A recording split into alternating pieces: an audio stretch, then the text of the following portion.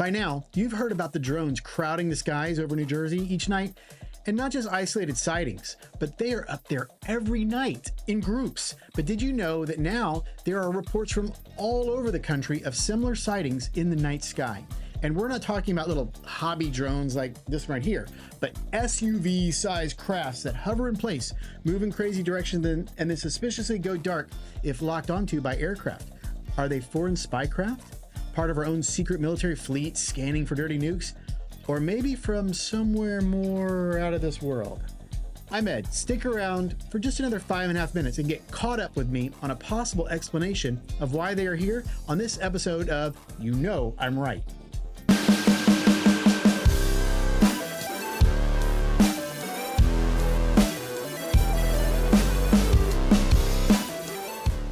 Part 1, let's talk about the background on the drone phenomena.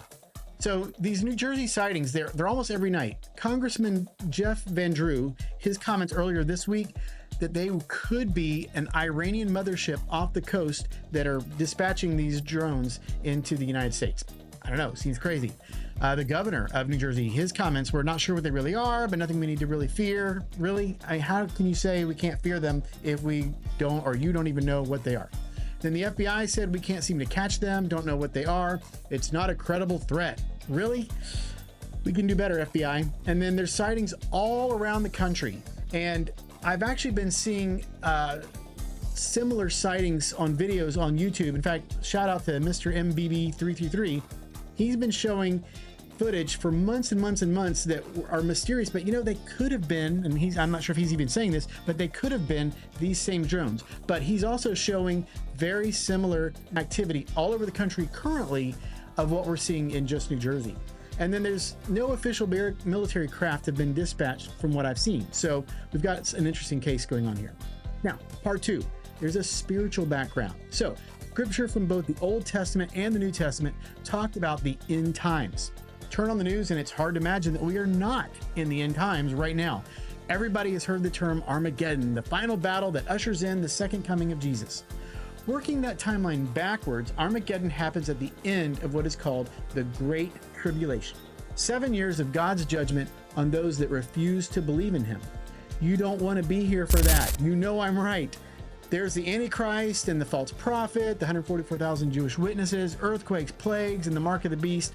A lot will happen, and the Bible gives us a lot of information about it, but too much to pack into my episode today. But click subscribe and notify. I'll be talking about it in more future episodes. So how does all this start? What event kicks off this 7-year tribulation? Well, Matthew 24:30-31 tells us that God raptures or catches up, hence the joke, I kind of said it earlier in the introduction, the true Christians before all this starts, to protect them from his wrath. It seems to me that if millions of people suddenly disappear from all over the earth, the rest of the folks left behind would immediately turn to Jesus in faith. But Satan isn't known as the great deceiver for nothing, and I'm sure he has a plan to explain away this big event. So, part 3, let's tie them together. Let's go back to those pesky drones. In fact, let's throw in Roswell too.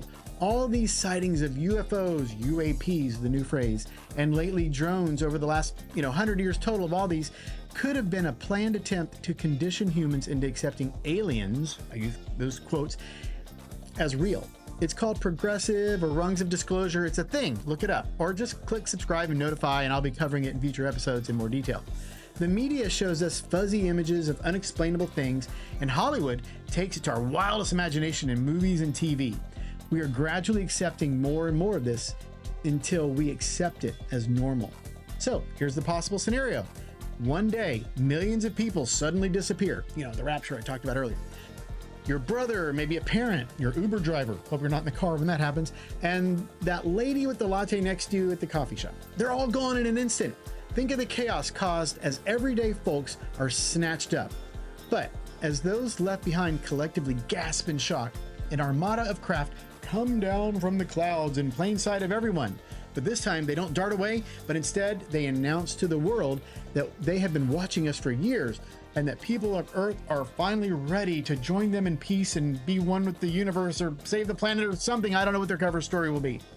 But their were a few closed-minded folks, they say, that needed to be tuned up in their worldviews and that they will be returned after their re-education. Something like that. So in conclusion, so are these drone sightings part of this plan? It's one possible explanation. It'll be interesting to find out what they really are over the next days, weeks, months, however long it takes. And while it's fun to theorize how this could play a part in end times prophecy, the important takeaway is make plans now to not be here for the very imminent 7-year tribulation. You don't want that. You and I may not believe that these are drones or UFOs, but we can know for sure one eternal destination is by putting our trust in Jesus now. Thank you for watching. Please like, subscribe, and I'll see you next time because you know I'm right.